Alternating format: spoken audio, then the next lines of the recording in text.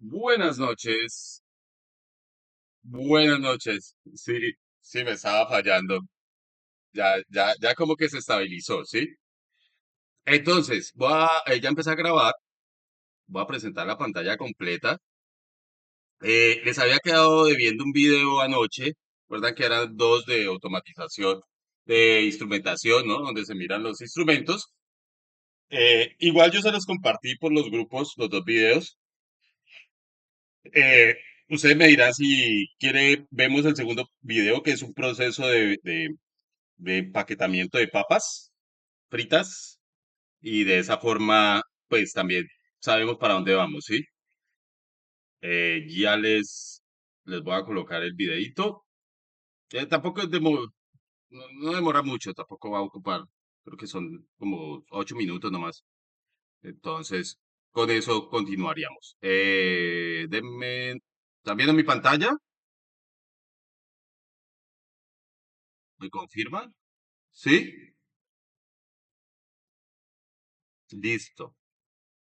Entonces acá, iniciales, componentes, sí, y esa es la de automatización en el sector, automatización industrial en una cadena de producción. ¿Listo? Entonces, ustedes me dicen si escuchan bien, por favor.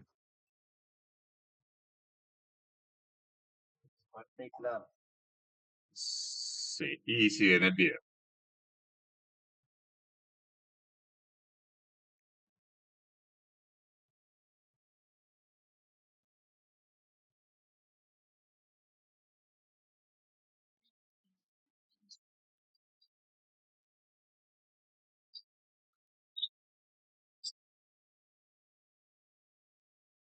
Por favor, atentos a leer las descripciones de cada uno de los elementos que exponen allí en la cadena de producción, el proceso.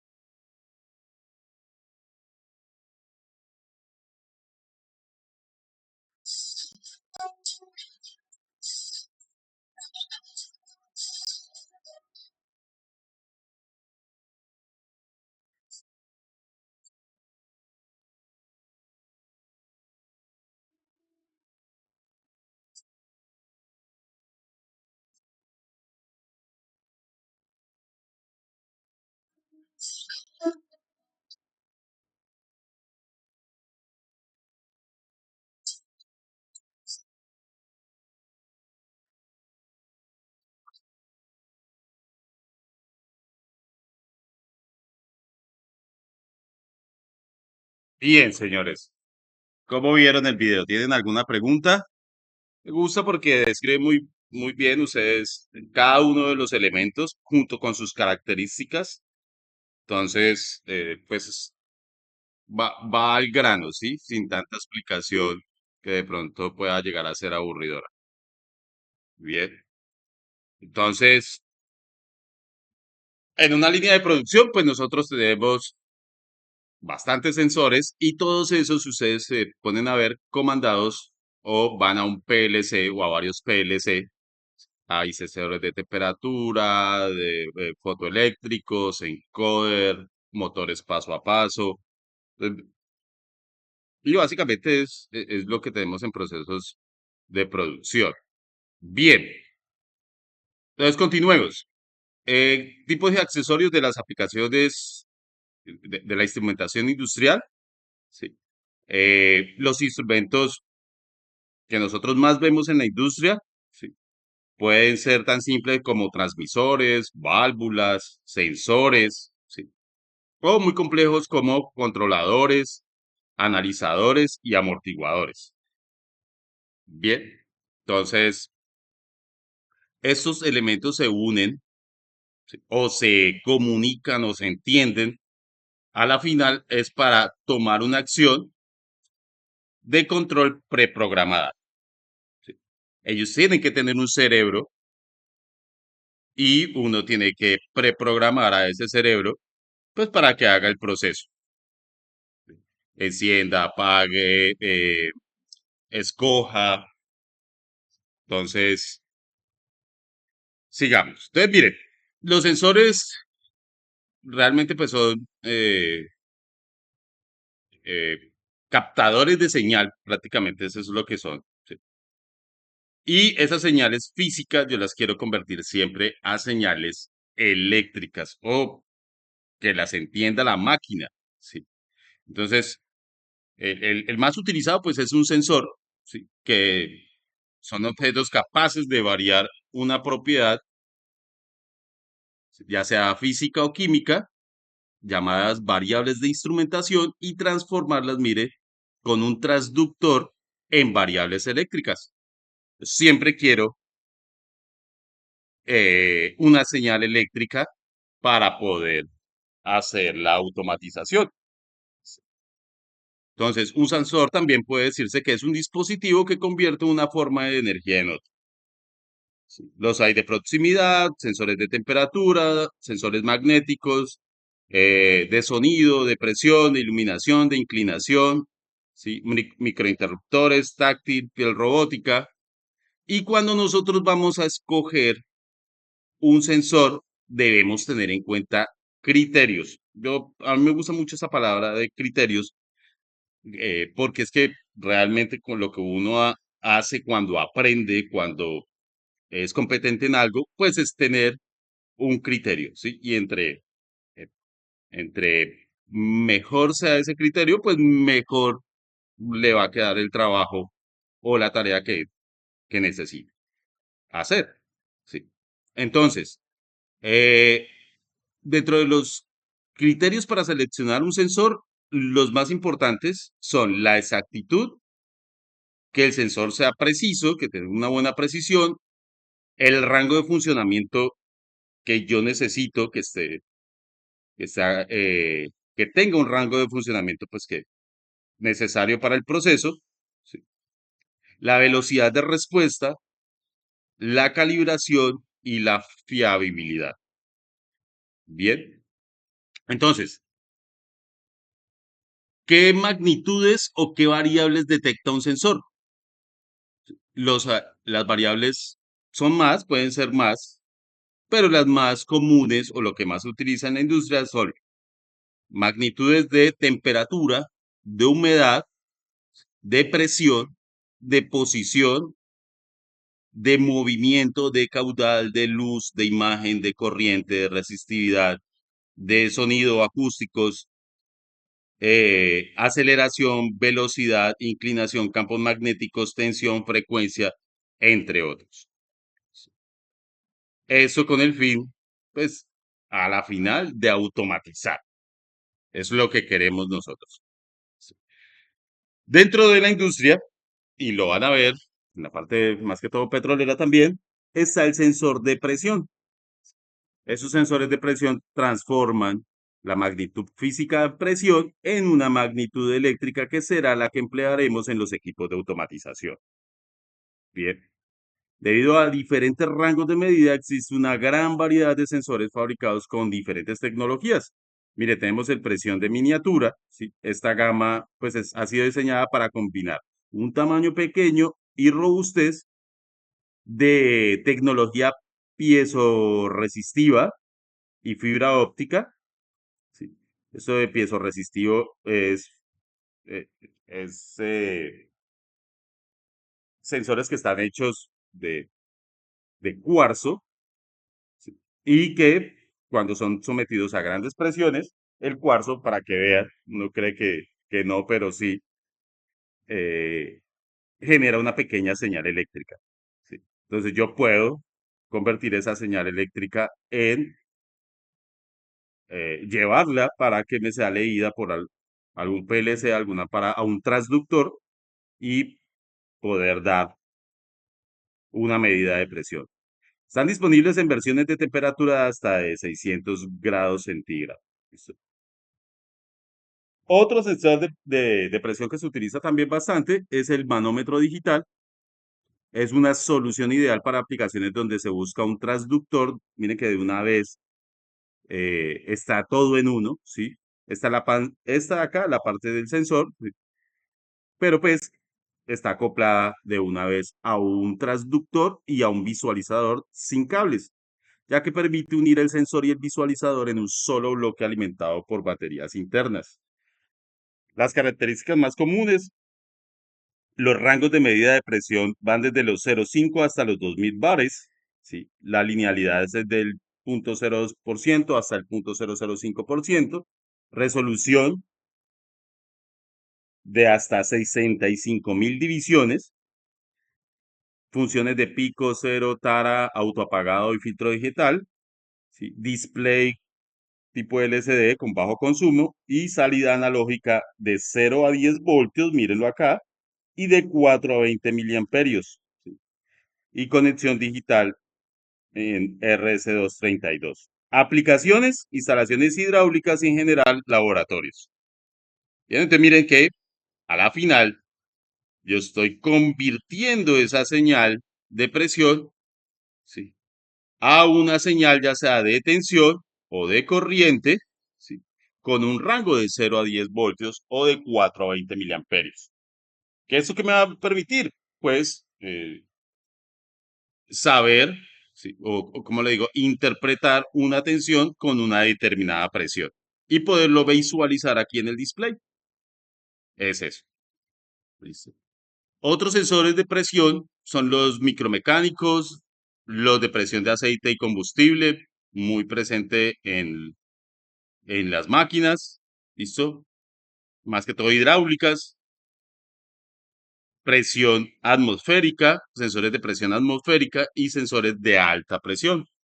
Por ejemplo, los que se necesitan para eh, aplicaciones industriales de contención de gases en tanques con alta presión. Sensores de flujo son otros sensores diferentes. ¿Sí? Aquí la función específica es monitorear la velocidad de fluidos. Bien, miren que eso permite determinar si hay circulación de gas o fluido por una tubería indicando presencia o ausencia de flujo, pero no miden el caudal, o sea, qué tanto flujo va por allí. ¿Listo? Entonces, Los hay tipo turbina, tipo paleta y ultrasónico. Pero ojo, miden la presencia o ausencia de flujo, más no miden el caudal. Sensores de temperatura, los RTD, es un detector de temperatura resistivo. Esto quiere decir que está basado en la variación de la resistencia de un conductor con la temperatura. Bien, esta partecita es la resistencia prácticamente la que se eh, eh, inmerse, ¿sí? Bueno, si está bien dicha la palabra, pues la que está en presencia de lo que queremos medir, ¿sí? Ya sea un líquido, un gas, más que todo en líquidos es que se utiliza eso. Y pues la variación de esa resistencia me va a hacer variar también la tensión o la corriente y de esa manera sé qué temperatura está un líquido, un gas, ¿sí? O un espacio eh, con la variación de la resistencia. ¿Listo? Otros sensores de temperatura son las termocuplas y los termopares. Consta de dos alambres de distinto material unidos en un extremo, entonces al aplicar temperatura en la unión de esos dos metales se genera un voltaje muy pequeño, en el orden de los milivoltios, el cual va aumentando a la par con la temperatura. ¿Sí? Es otra forma de medir temperatura por medio de termopares o termocuplas. Y miren que a la final se genera es una pequeña tensión. Otro sensor de temperatura son los termistores. Son dispositivos utilizados para medir temperatura, por lo tanto podemos decir que es un tipo de termómetro. Su funcionamiento se da con base en la variación de la resistividad de un semiconductor con la temperatura. Listo. Y sensores de temperatura de superficie por infrarrojos miden la temperatura de la superficie mediante la conversión de energía térmica radiada desde cualquier superficie en un campo de visión, ¿sí? En una señal eléctrica con un tiempo de respuesta inferior a un milisegundo. Bien, es de detectar la radiación. Sensores de nivel, por ejemplo, estos son los mismos sensores que utilizan las cámaras termográficas, ¿sí? Para detectar puntos calientes en, eh, en las bornes, ¿no? En las borneras, en los puntos de uniones, pues utilizamos este tipo de sensor de temperatura con cámara termográfica. Es algo que es muy utilizado en mantenimiento preventivo de puntos calientes. A simple vista no se ve, por ejemplo, para puntos calientes de conexiones de alta tensión que no es posible meterle la mano o un sensor de los otros, pues este sí, desde una determinada distancia nos permite saber si hay o no puntos calientes. Los sensores de nivel los tenemos tipo flotador. Son sensores de nivel también conocidos como interruptor de nivel, esta era la palabra, o sensor de boya, que estaba buscando yo hace rato, interruptor de nivel.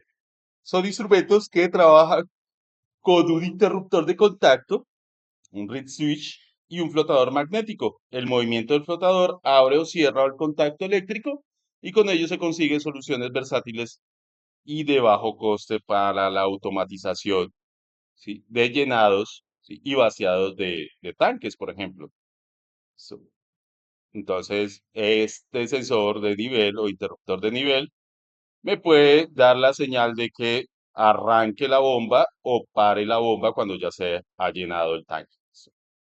De esa manera automatizo un proceso eh, que aunque parece muy fácil, pues no nos va a ahorrar que alguien esté pendiente ahí si se llenó o no un tanque. ¿Sí?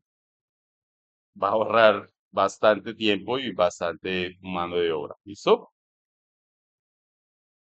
Ultrasonido, cuando yo no puedo sumergir, como en este caso, eh, de los interruptores de nivel, que los puedo sumergir dentro del material, ¿sí? O dentro del tanque, pues se utilizan sensores de ultrasonido, ya sea por lo corrosivo, ya sea por eh, evitar la contaminación del material o de la sustancia, pues se utiliza ultrasonido, como su nombre lo indica. Los sensores ultrasónicos miden la distancia mediante el uso de ondas ultrasónicas. Es casi que lo mismo que utilizan los radares estos para medir la velocidad y hacerle la multa a uno. Es el mismo principio. ¿Listo? El cabezal emite unas ondas ultrasónicas y recibe la onda reflejada que retorna desde el objeto.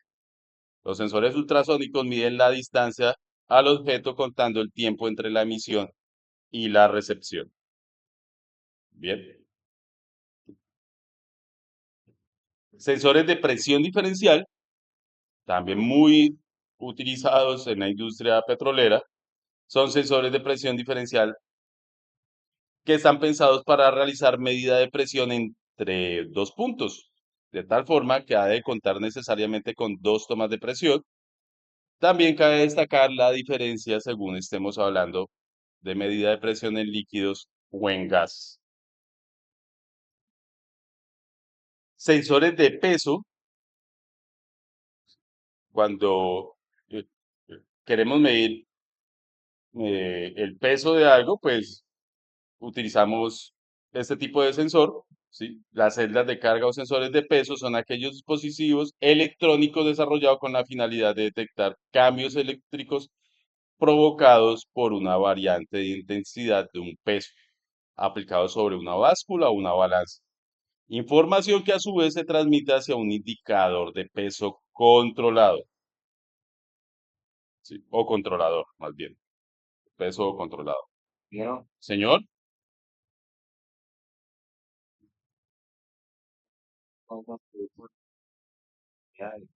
en los peajes, sí, señor. Estas, sí. Cuando la mula entra, antes de, bueno, no solamente en los peajes, en Argos también, en diferentes procesos que necesitan el pesar los camiones, se utilizan bastante este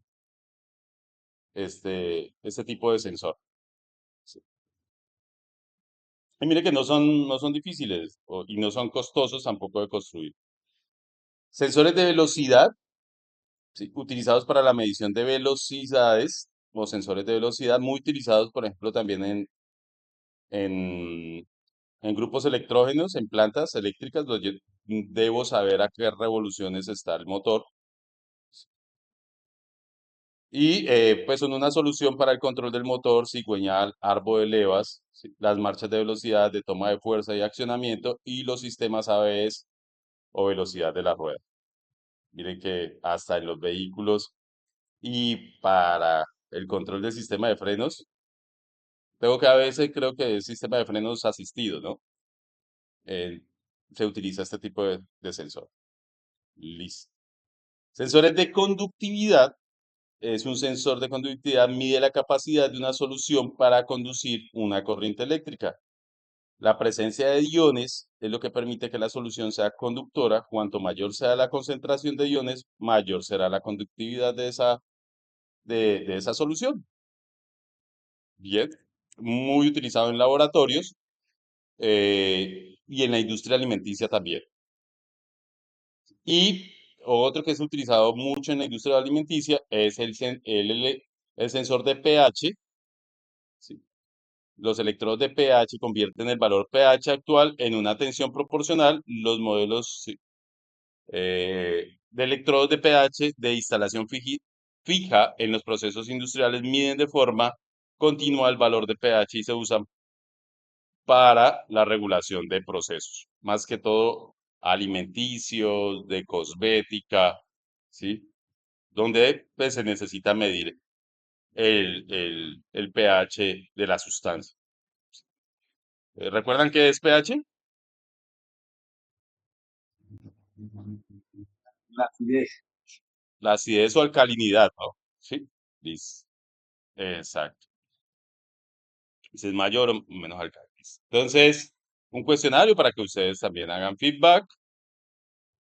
¿Qué es un sensor? ¿Cómo se clasifican los sensores? ¿Cuáles son los criterios de selección para los sensores? Acuérdense, exactitud, precisión, fiabilidad, ¿sí? Calibración, deben estar calibrados para que nos den una medida muy cercana a la real. ¿Listo? Bueno,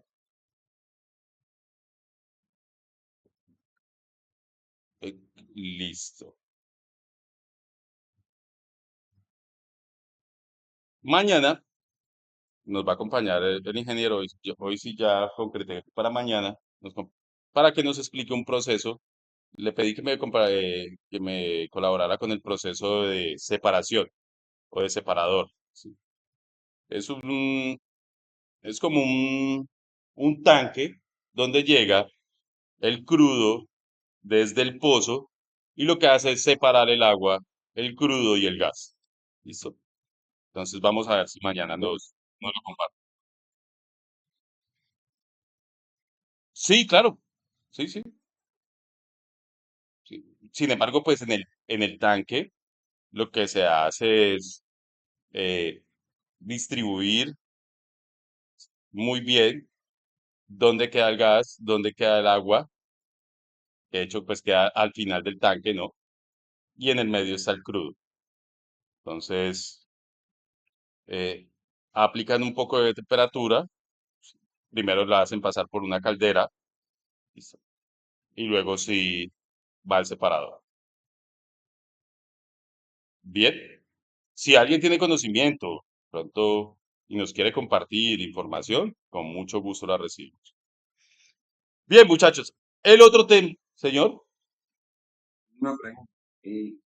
Por, si dice que una empresa necesita, pero no existe, eso, hay alguna empresa que lo haga.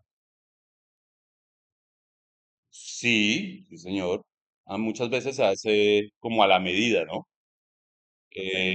Como a la medida. Sí, déjame recordar. de- sí, hay empresas especializadas. eh, a ver, déjame recordar a ver cuál. eh, Me imagino que Festo sería uno que lo puede hacer. Sí. Festo maneja este tipo de instrumentos. Sí, pues que yo haya visto que acá en Colombia, Festo, eh, bueno, la del video también. Me imagino que si uno habla con ellos y necesita un determinado sensor, o Autronics, este se llama, Autonix. Ajá. Pero aquí en Colombia, Festo, que conozca. Sí. Y, ¿cuál otra?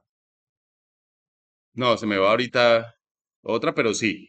De hecho, muchos procesos industriales requieren acomodar, acomodar algunos equipos o que hagan unos equipos muy a la medida para los procesos que ellos van a implementar. Más que todo cuando están implementando como innovaciones, ¿sí? que, que de pronto van a hacer el proceso con una innovación de otra forma, ¿sí? O aplicando lo que usted decía ahorita, temperatura o aplicando algún efecto magnético, ¿sí? Entonces, claro, cuando son procesos que innovan, casi siempre también hay que cuadrar los sensores, los instrumentos y calibrarlos para esa innovación. Bien, ¿alguna otra pregunta? Eh, a ver, si existen tantos sensores y hay tanta tecnología, ¿por qué no se ha creado un sensor, supongamos que se ponga en la calle y que a X distancia, solamente por, digamos, por la forma del cuerpo, detecte qué persona es, que salga el nombre y todo, una base de datos? Esto no existe en el momento, solamente un lector de rostros no más, Mm, pero debería un sensor que coger eso. Una persona, por más que se cambie de ropa, que el lector lo vea y dice, ese fulano de tal. mm, De hecho, qué pena, profesor, ujú. servicio ya existe y el ignorante solamente detectar el rostro, se mete en un banco y sabe quién es y en qué parte del mundo es. Lo del rostro sí, es un lector de rostro, inclusive los celulares también lo tienen. Pero yo digo, es en el cuerpo, porque es que uno tranquilamente, uno no es un centro, bueno, uno como se dijo usted que no tiene muchas sensitivas, pero uno muchas veces con ver una persona a la distancia, uno dice, ese es un de tal porque uno se acostumbra como a eso, entonces deberían haber unos doctores que viendo la forma del cuerpo diga, ese fulano de tal, pero Pero, pero, no existe. pero está bien complicado.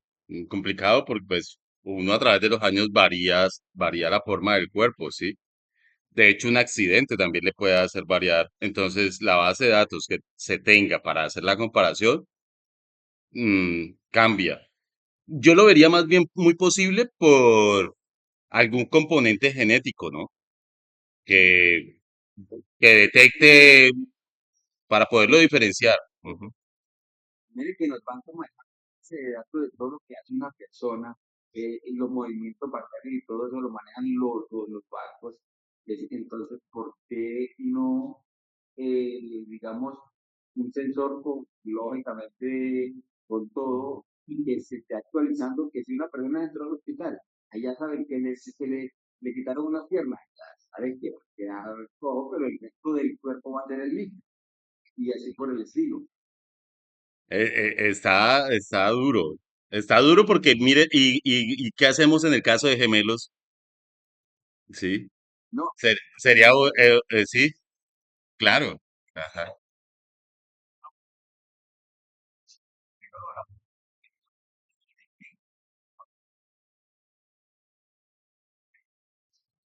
Pues,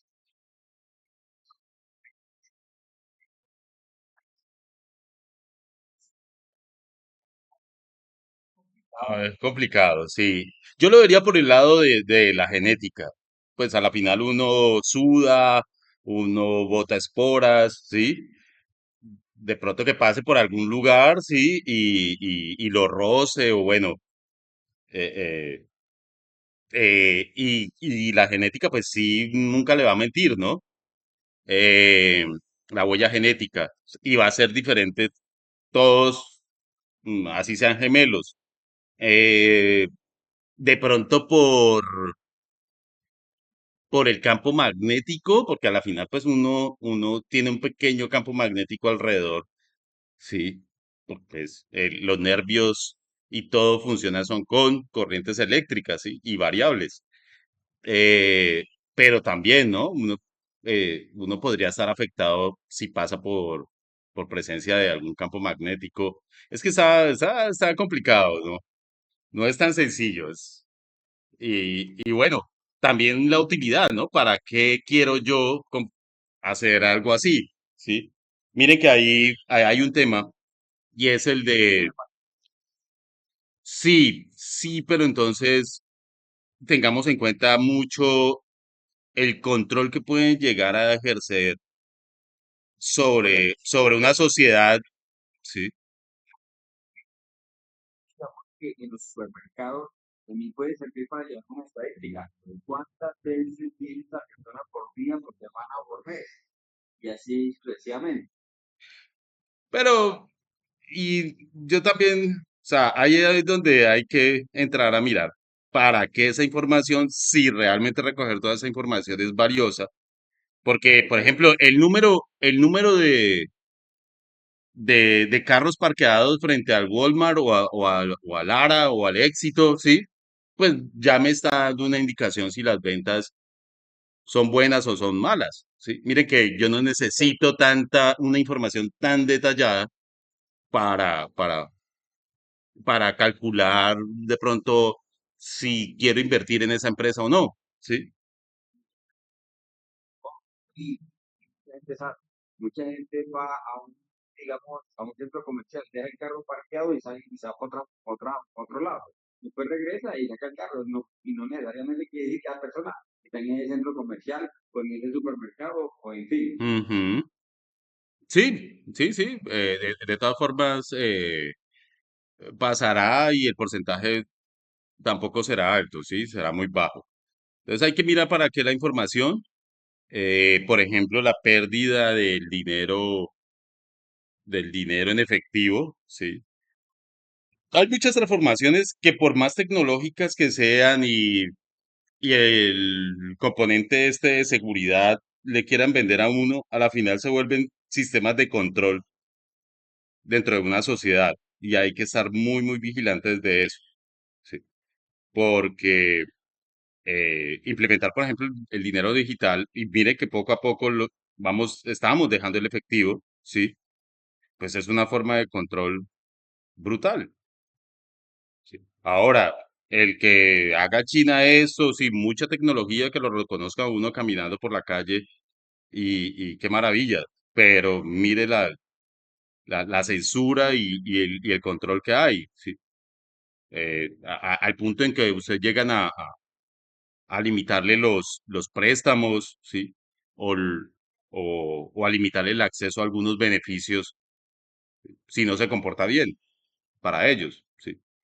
Entonces, hay que tener bastante cuidado hacia dónde vamos, porque el efectivo, por ejemplo, es una marca de libertad, ¿sí? El poder yo manejar mi dinero y en esos momentos, si yo les digo, muchachos, Europa está buscando acabar con el efectivo para digitalizar con una moneda digital y de hecho hacerle gastar a usted el dinero, penalizarlo si le sobra, ¿sí?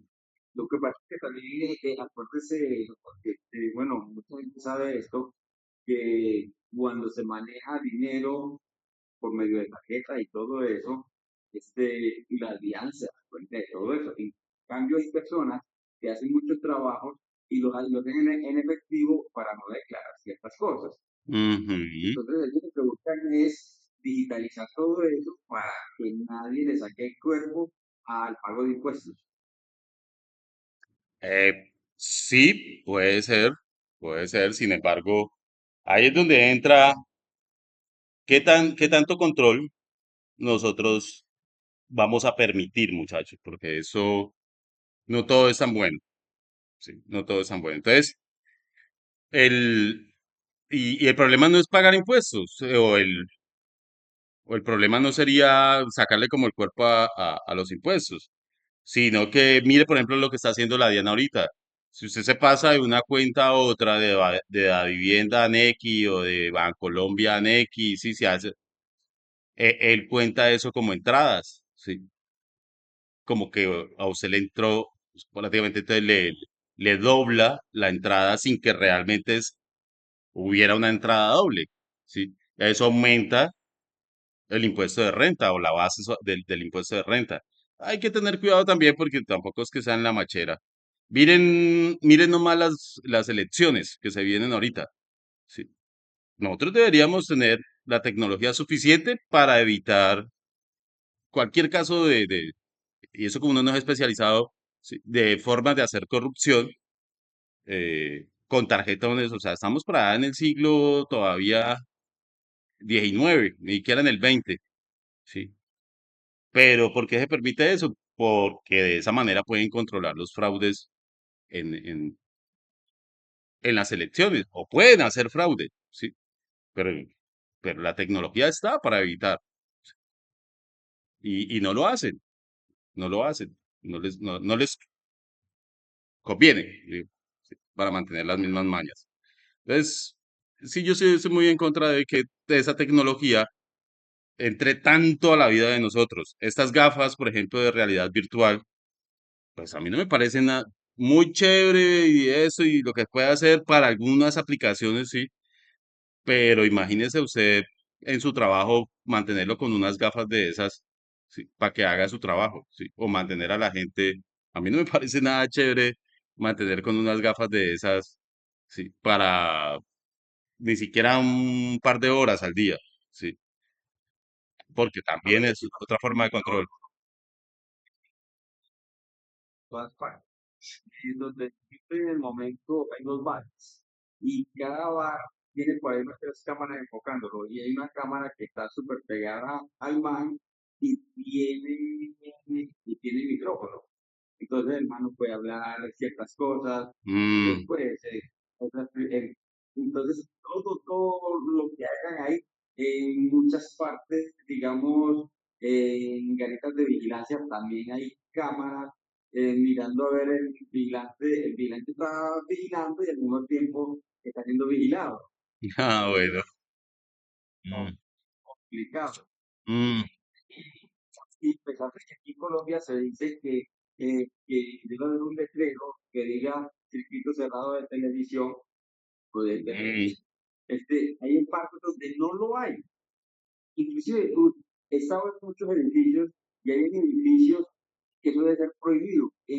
A la entrada de la puerta hay una cámara y no solamente viendo la puerta, sino que también mira la parte del pasillo, que es totalmente prohibido por la cuestión de los menores de edad.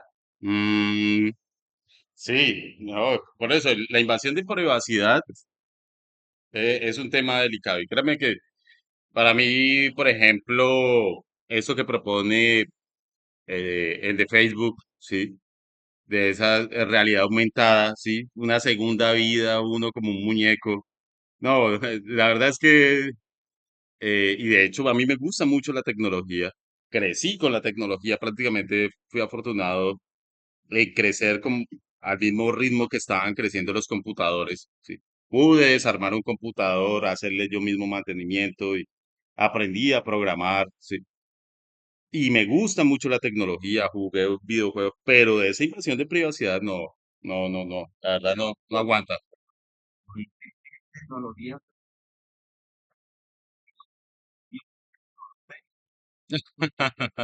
Bueno, bueno, vamos a ir con variadores de frecuencia, variadores de velocidad. Luego le buscamos un rato a la charla esta de los series porque están dando sensación. Pero los variadores de velocidad, pues son unos equipos electrónicos muy utilizados en la industria, más que todo para el arranque y el control de motores trifásicos de inducción, ¿sí? Y rotor sin bobinar que le llaman jaula de ardilla. Y esos motores, cuando ya son de gran potencia, pues arrancarlos con arranque directo o estrella triángulo demandan muchas corriente pico, ¿sí? Ya la corriente pico va a ser muy grande y eh, eso empieza a golpear el sistema, ¿sí?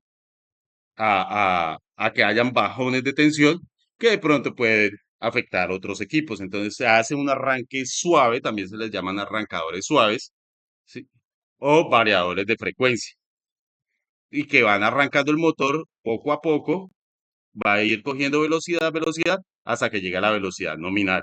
De esa manera, eh, impedimos esos arranques tan severos que demandan tanta corriente.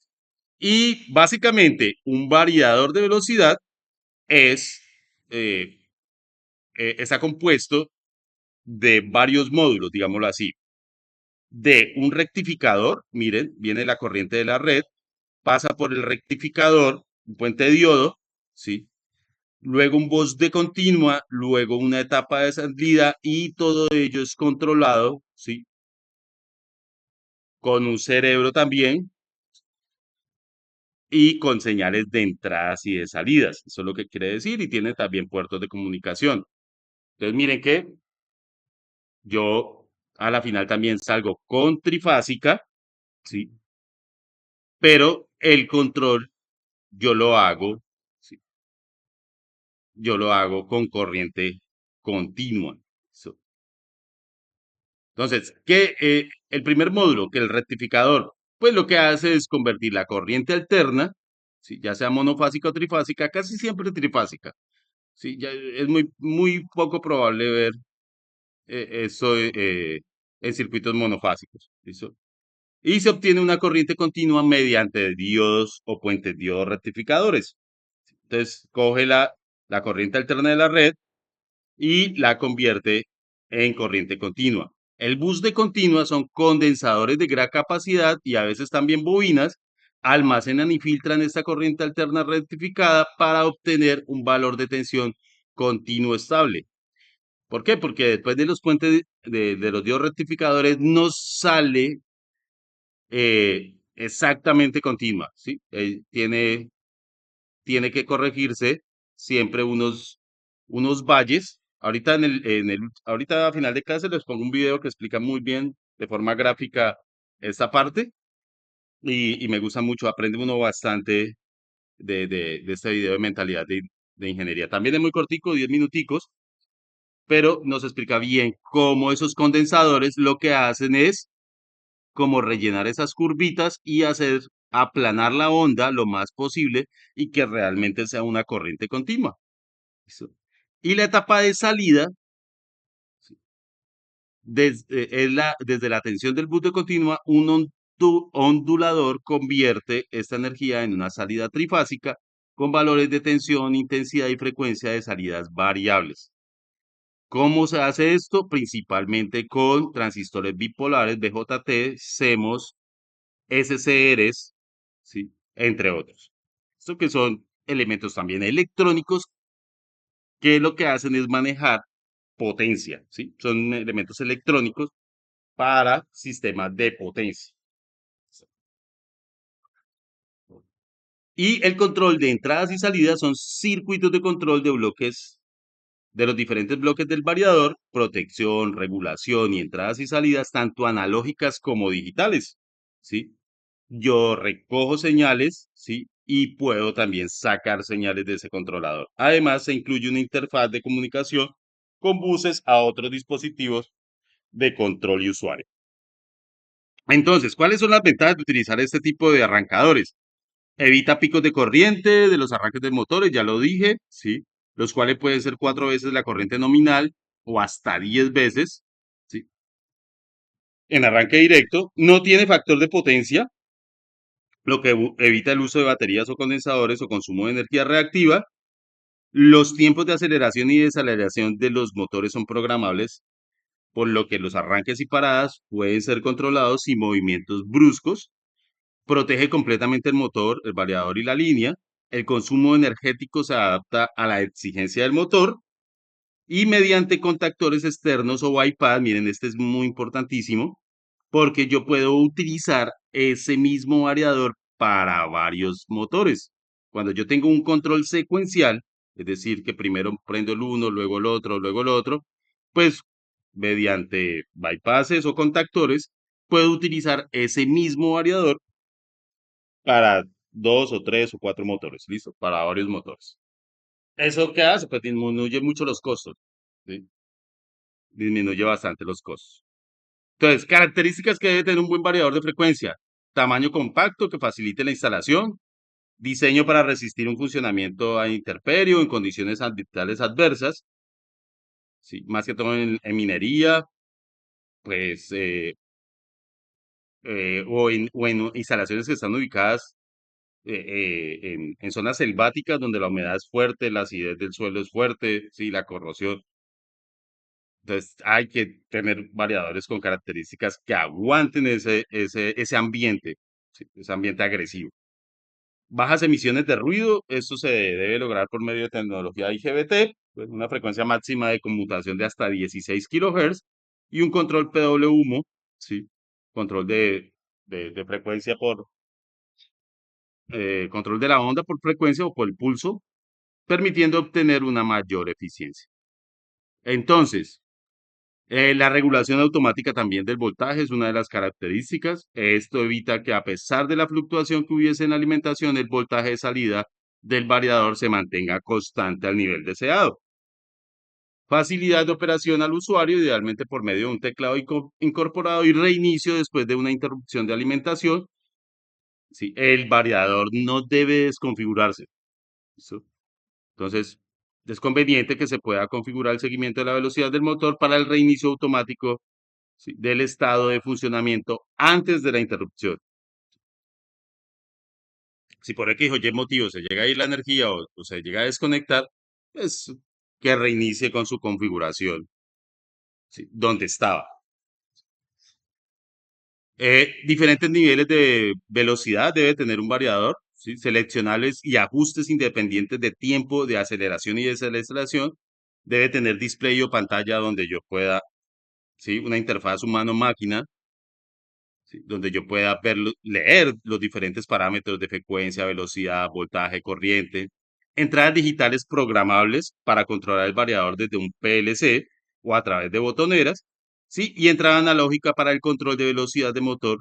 Esto puede constituir un simple potenciómetro o una señal de proceso de 0 a 10 voltios o de 4 a 20 miliamperios. Mire, aquí vuelve y aparecen las señales estándar.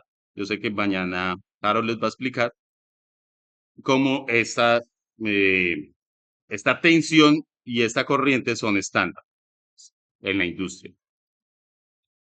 ¿Cómo selecciono yo un variador? Vean, muchachos, de acuerdo a la potencia del motor, ¿sí? Yo debo escoger el variador.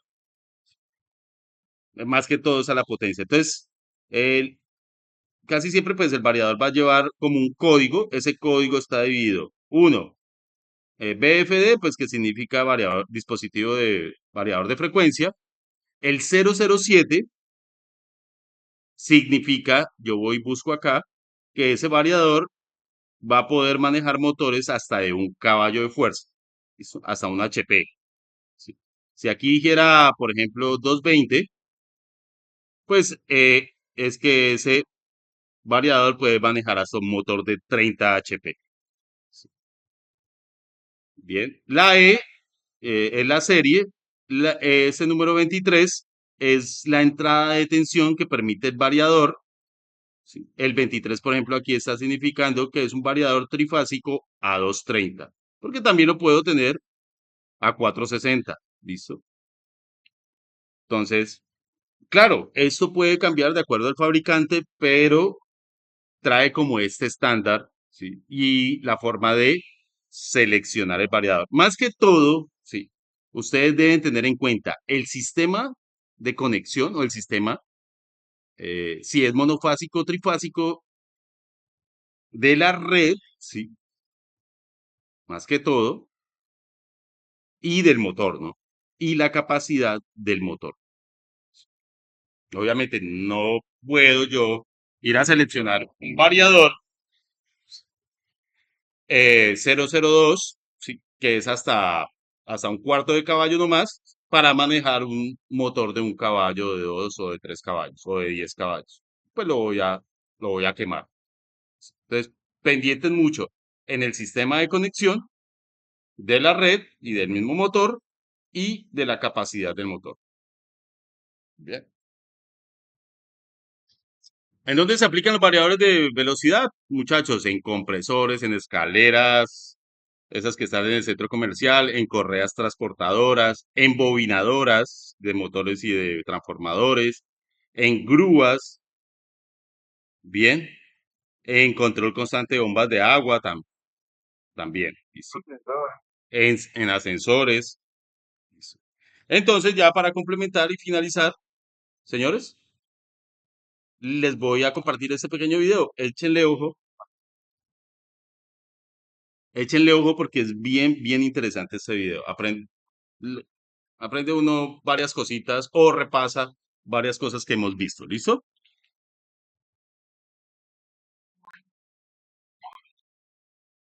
¿Escuchan bien ahí?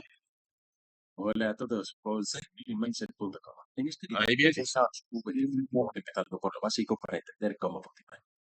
Recuerden que la electricidad es peligrosa y puede ser fatal. Deben estar capacitados y ser competentes para llevar a cabo cualquier trabajo eléctrico.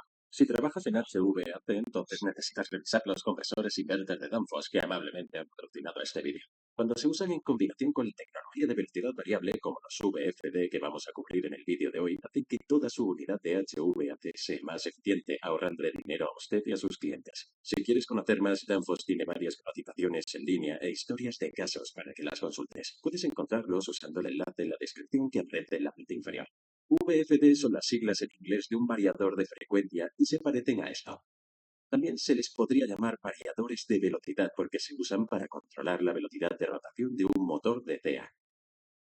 Encontramos motores de CEA y VFD utilizados en todas las industrias, especialmente en la de HVAC. Por ejemplo, podemos encontrarlos usados para controlar la velocidad de un compresor en un sistema de refrigeración, lo que nos permite ajustar exactamente la demanda de refrigeración y eso resulta en un importante ahorro de energía.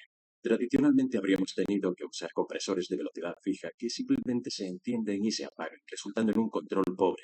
También los encontramos usados para controlar cosas como bombas y ventiladores en sistemas de HVAC para permitirnos alcanzar ahorros de energía, mejorar el rendimiento y el control. La unidad VFD está conectada a la alimentación eléctrica en los motores. La unidad puede variar la frecuencia de la electricidad que se suministra para accionar el motor y al variar esto podemos controlar la velocidad de rotación del motor. Por lo tanto, tenemos nuestra unidad de frecuencia variable. Para entender cómo funciona un VFD, primero necesitamos entender algunos fundamentos básicos de la electricidad. Hay dos tipos de electricidad y la primera que veremos es la CD o la corriente directa. Este es el tipo más simple y lo obtenemos de baterías, paneles solares, etc. Puedes imaginar la CD como un río, con una corriente de agua que fluye en una sola dirección. Con la corriente directa, los electrones solo fluyen en una única dirección. Estoy ilustrando esto usando el flujo de electrones que va de negativo a positivo, pero puede que estés acostumbrado a ver la corriente convencional que va de positivo a negativo. El flujo de electrones es lo que realmente está ocurriendo. Convencional fue la teoría original. Solo hay que tener en cuenta las dos teorías y la que estamos usando. Para que la electricidad fluya necesitamos completar el circuito. La electricidad siempre intentará volver a su fuente. Cuando usamos un osciloscopio para mirar la forma de la onda eléctrica para la corriente directa, obtenemos esta línea plana al máximo voltaje en la región positiva. Si contamos la energía, la línea cae a cero. Si la encendemos y apagamos repetidamente, obtenemos un patrón de onda cuadrada entre cero y el máximo. Si pulsamos el interruptor para abrir y cerrar durante diferentes longitudes de tiempo, entonces obtenemos un patrón pulsante. El otro tipo de electricidad es el CA o la corriente alterna. Este tipo es el que obtendrán de los enchufes de sus casas y lugares de trabajo. Con este tipo de electricidad, los electrones dentro del cable de cobre se invierten constantemente y fluyen hacia adelante y hacia adelante y hacia atrás, etc. Se puede considerar este tipo de corriente como la marea del mar que fluye entre dos puntos máximos, la marea alta y la marea baja. Si seguimos los cables de cobre hasta el generador, los cables están conectados a unas bobinas que se encuentran dentro del generador. Dentro de un generador básico también encontramos un imán en el centro que está girando. El imán tiene un polo norte y un polo sur, o puedes pensar en él como una mitad positiva y una mitad negativa. Los electrones del alambre están cargados negativamente. Como ya sabrán, los imanes empujan o atraen dependiendo de la polaridad. A medida que el imán gira más allá de las bobinas, las mitades positivas y negativas van a empujar y atraer los electrones dentro de las bobinas de cobre y también a través de los cables de cobre conectados. El campo magnético del imán varía en intensidad. Podemos ver la línea del campo magnético rociando algunas limaduras de hierro sobre el imán. Así que a medida que el imán gira más allá de la bobina, ésta experimentará un cambio en la intensidad del campo magnético desde cero hasta su máxima intensidad y luego, a medida que pase por la bobina, volverá a disminuir de nuevo a cero. Entonces, la mitad negativa entra y atrae los electrones hacia atrás con el mismo cambio de intensidad. Por lo tanto, cada rotación completa del imán producirá este patrón de onda conocido como onda senoidal. El voltaje no es constante en este tipo de electricidad y su lugar se mueve repetidamente desde cero hasta su pico, de vuelta a cero, luego al pico negativo y finalmente de vuelta a cero de nuevo. La frecuencia se refiere a cuántas veces esta onda senoidal de CA se repite por segundo. En Norteamérica y en algunas otras partes del mundo encontramos electricidad de 60 hercios en las tomas de corriente, lo que significa que la onda senoidal se repite 60 veces por segundo, y como cada onda tiene una mitad positiva y una mitad negativa, esto significa que su polaridad se invertirá por lo tanto 120 veces por segundo. En el resto del mundo encontramos mayormente electricidad de 50 hercios, por lo que la onda senoidal se repite 50 veces por segundo y por lo tanto la corriente se invierte 100 veces por segundo. También tenemos electricidad monofásica y trifásica.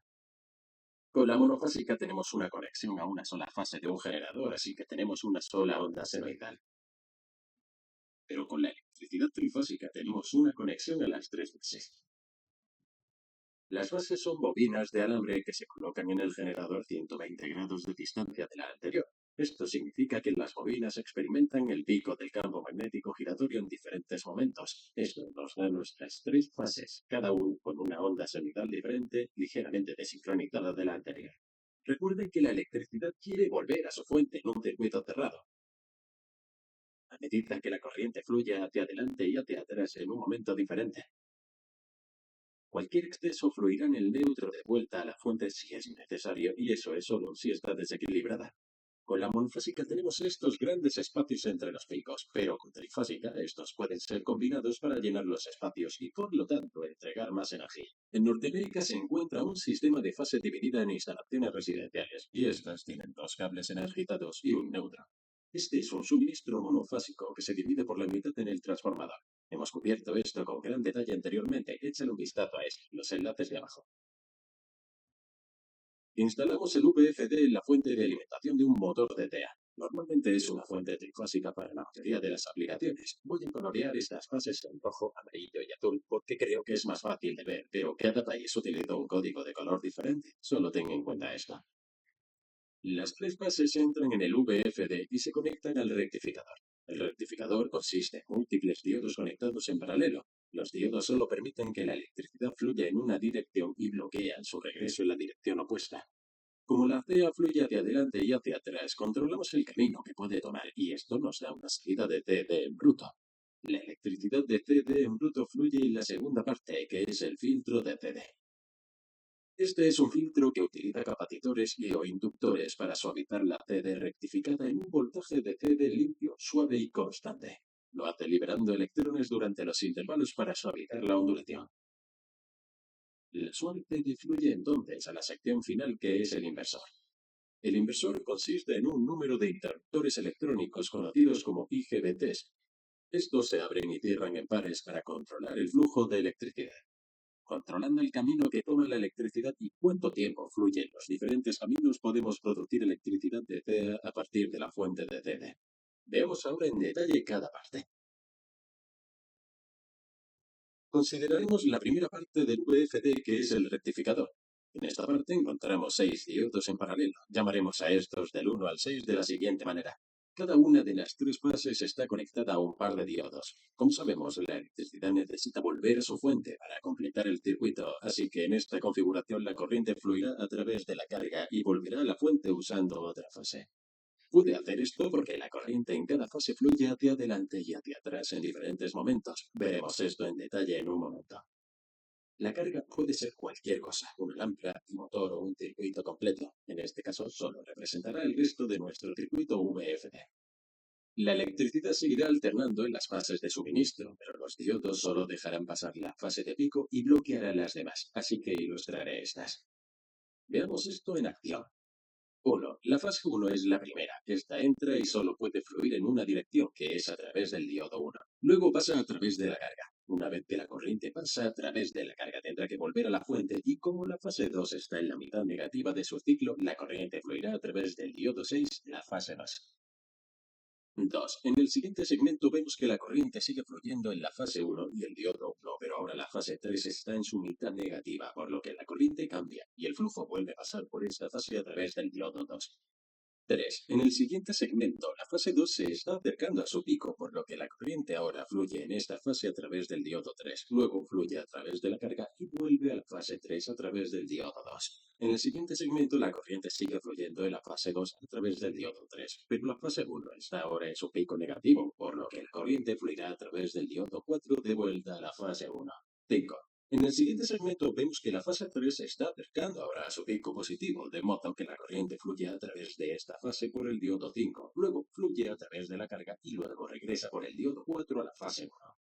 6. Finalmente, la corriente pasa por la fase 3 a través del diodo 5 por la carga y luego vuelve a la fase 2 a través del diodo 6. Este ciclo se repite constantemente de esta manera. El osciloscopio de la fuente trifásica muestra 3 ondas sinoidales para la electricidad de CEA, pero el osciloscopio de la carga muestra esta electricidad de corriente directa en bruto, con algunas ondulaciones. Ahora tenemos que suavizar esos rizos para limpiar la electricidad de corriente directa. Para ello conectamos un capacitor entre el positivo y el negativo. Este capacitor es como un tanque de almacenamiento y absorberá los electrones cuando haya un exceso e inyectará electrones cuando haya una reducción. Esto suavizará la electricidad de CD en una señal suave y agradable en el osciloscopio. Hemos cubierto los capacitores con gran detalle anteriormente. Échale un vistazo al vídeo en la parte inferior. Ahora que tenemos la CD limpia, estamos listos para convertirla de nuevo en CEA controlada con precisión a frecuencia variable. Para eso necesitamos un inversor. Un inversor es básicamente un número de IGBTs que son interruptores que pueden encenderse y apagarse súper rápido. Voy a ilustrarlos usando simples interruptores en lugar de IGBTs para hacer más fácil su visualización. Voy a enumerar estos interruptores de la siguiente manera. Para obtener nuestras tres fases necesitamos abrir y cerrar los interruptores en pares para dirigir el flujo de corriente para formar nuestras vías de suministro y retorno. De esa manera, el motor conectado experimentará la corriente alterna. Recuerda que la TA es cuando la corriente se invierte. Así que si tomamos una lámpara y la conectamos a algunos interruptores y a una fuente de energía de corriente directa, podemos controlar la dirección de la corriente a través de la lámpara, abriendo y cerrando los interruptores en el orden correcto. Por lo tanto, la lámpara experimenta una corriente alterna, aunque provenga de una fuente de corriente directa. Para el suministro trifásico programamos los interruptores para simular las tres fases. Veamos cómo funciona esto. Primero cerramos los interruptores 1 y 6. Esto nos dará la fase 1 a la fase 2. Luego cerramos los interruptores 1 y 2. Esto nos dará la fase 1 a la fase 3. Luego cerramos los interruptores 3 y 2. Esto nos dará la fase 2 y 3. Luego cerramos los interruptores 3 y 4. Esto nos dará la fase 2 y 1. Luego cerramos los interruptores 5 y 4. Esto nos dará la fase 3 y 1. Luego cerramos los interruptores 5 y 6. Esto nos dará la fase 3 y 2. Este ciclo se repite una y otra vez así. Si revisamos esto con el osciloscopio, ahora tendremos un patrón de onda que se parece a la CEA, excepto que es un poco cuadrada. Esto funcionará bien para algunas aplicaciones, pero no para todas, así que ¿cómo podemos mejorarlo? Recuerde que antes en el vídeo dije que podemos abrir y cerrar el interruptor a diferentes velocidades y duraciones para cambiar la forma de onda. También podemos hacer eso para esto. Lo que hacemos es usar el controlador para abrir y cerrar rápidamente los interruptores varias veces por ciclo en un patrón de pulsos. Cada pulso varía en anchura. Esto se conoce como modulación de ancho del pulso. El ciclo se divide en múltiples segmentos más pequeños. Cada segmento tiene una cantidad total de corriente que podría fluir, pero al pulsar rápidamente los interruptores controlamos la cantidad de flujo que ocurre por cada segmento. Esto dará como resultado una corriente promedio por segmento que vemos aumentar y disminuir, dándonos así un patrón de onda. Por lo tanto, la carga experimentará una onda senoidal. Cuantos más segmentos tengamos, más cerca imitará la onda senoidal. Podemos controlar el voltaje de salida controlando cuánto tiempo están cerrados los interruptores. Así que podríamos, por ejemplo, dar salida a 240 o 120 voltios recortando los tiempos de apertura y cierre. Podemos controlar la frecuencia controlando el tiempo de los interruptores, así que podríamos, por ejemplo, dar salida a 60, 50 o 30 hercios, lo que sea necesario para la aplicación. Recuerden que al controlar la frecuencia controlamos la velocidad de rotación del motor. Así que volviendo a nuestro circuito VFD, vamos a usar el controlador para abrir y cerrar rápidamente los interruptores para variar la frecuencia y el voltaje de salida. Así que, combinando el rectificador, el filtro y el inversor, obtenemos nuestro variador de frecuencia que puede ser usado para controlar la velocidad de los motores eléctricos y hacer posible el ahorro de energía en todo tipo de sistemas. Bueno, esto es todo por este vídeo, pero para continuar su aprendizaje, vean uno de nuestros vídeos en pantalla y los veré en la próxima lección. No olviden seguirnos en Facebook, Twitter, Instagram, LinkedIn, así como en engineeringmindset.com. Bien, muchachos. Si quieren, les comparto el video ahora para que vuelvan y lo repasen. Sé que no es muy sencillo, a veces en el primerazo entenderlo, pero bueno, ahí está. También un repaso también a los puentes diodos, a los SCRs, los divisores y el control que podemos hacer de la velocidad de las máquinas. Les voy a dejar entonces. Hoy en